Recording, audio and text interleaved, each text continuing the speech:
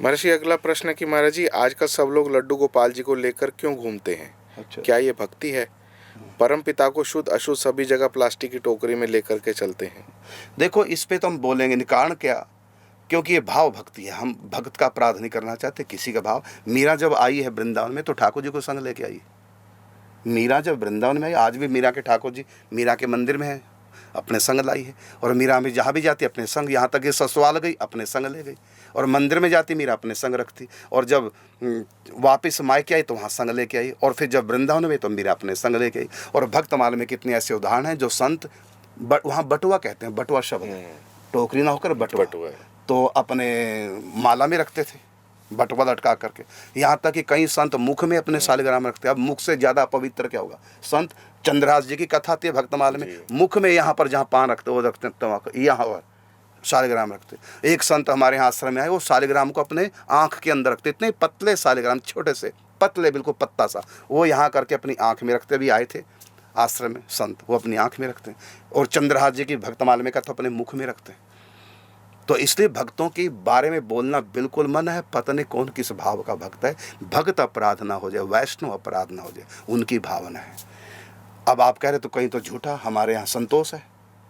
अपने आश्रम में यहीं पर हमारे पास संतोष बहन जी, वो क्या करते हैं, अपने ठाकुर जी को संग रखते हैं, उनको अकेले भोग नहीं लगाते, अपने पास रखते हैं, ग्रास लेते हैं और ठाकुर जी के मुँह में लगाते हैं, फिर खा लेती है। फिर अगला अगला ग्रास तोड़ती है, ठाकुर जी के मुँह में लगाती है अपने झूठा, और फिर खा लेती है। फिर अगला ग्रास तोड़ती है, सब्जी लगा के फिर ठाकुर जी को भोग लगाएगी और फिर खाएगी। साथ दोनों खाते हैं, माँ बेटा। और हम कैसे उसको कह दें तुम झूठा क्यों खिला रहे? नहीं, अपराध बन जाएगा। भगत का भाव है भाई। शास्त्र ना देखो, शास्त्र से भी आगे के होते हैं भाव। शास्त्र तो ऐसे भक्तों से पीछे हट जाता है, तो वो तो सासा झूठे हाथों से खिलाती है। तो इसलिए हम तो अपराधों से बचते हैं। किसी भी वैष्णव का अपराध ना हो जाए। जो लेके जा रहे हैं अपने ठाकुर जी को, तुलसी अपने राम को रीझ भजे जय खीज। इसलिए भक्तों का अपराध मत, उंगली मत किया करो किसी भगत के आगे। अच्छा कर, नास्तिक तो नहीं ना वो लोग, अच्छा तो कर रहे हैं, झूठा खिलाने दो, उनका भाव है। बाकी उनको भी तो पता है, ये थोड़ी को बेवकूफ़ हैं या वो गलत है, नास्तिक हैं या बुद्धू हैं या पागल है, ऐसा नहीं। वो भी कथाएं सुनते हैं, कथा सुनी तभी उनके मन में, तभी तो उनके घर में ठाकुर जी इतना भाव है। लेकिन फिर भी वो झूठा खिला रहे। टोको मत। टोका था ना एक संत ने कर्माबाई को कि तो अपवित्र अवस्था में भोग लगा रही है, तो ठाकुर जी नाराज हो गए संत के ऊपर कि तूने क्यों किया। तो संत तो शास्त्र की बात कह रहे थे ना, लेकिन भगवान ने कहा ना ये शास्त्र से आगे की बात है। इसलिए हम इस बारे में नहीं बोलेंगे। जो जैसा करे ठीक है, हमसे ज़्यादा ऊंचे हो सकते हैं वो, तभी ठाकुर जी को संग संग लिए घूम रहे हैं।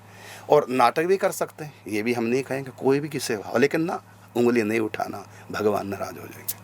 भजन साधना में तो इतनी सावधानी रखनी है। गलती से वो संत हंस गए थे उनको, जबकि उनको देख के भी नहीं हंसे लीला में, फिर भी उनका भजन चिंतन। सनातन गोस्वामी जी लंगड़े माता जो लगे मैंने हंसे थे चिंतन में ठाकुर जी की अटपटी लीला देखकर। बिल्कुल। और लंगड़े संत को लगा कि ये मुझको देख के हंसे, तो उनको दुख हो गया। इतने से भगवान गायब हो गए। बिल्कुल, इतनी सावधानी। मैंने अनजान पने में किसी को कष्ट हो गया, भगत को, संत को, इतने में ठाकुर जी गायब हो गए कि तुम्हारी हंसी से एक संत को दुख हुआ। बिल्कुल। और ध्यान से भगवान गायब हो गए। फिर क्षमा मांगी, भंडारा किया, तब अगले दिन फिर ठाकुर जी दोबारा आए।